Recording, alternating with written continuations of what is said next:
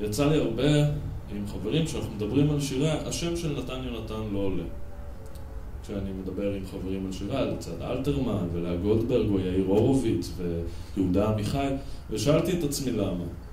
ועוד אין לי את התשובה, אם למישהו יש את התשובה, שיפנה אליי אחר כך. ואם הוא גם אוהב אותו, אז אני מאוד אשמח לדעת שיש עוד מישהו שאוהב את נתן יונתן. השיר מתוך קובץ שנקרא אל הנירים האפורים, קובץ לילדים ונוער, שפורסם בשנת 54.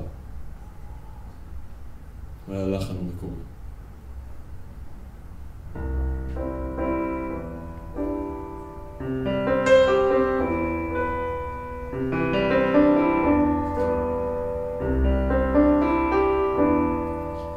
עצובים ושקטים הפרחים שבכלי, כשהערב יורד וצולל במנוחה אל החדר שלי.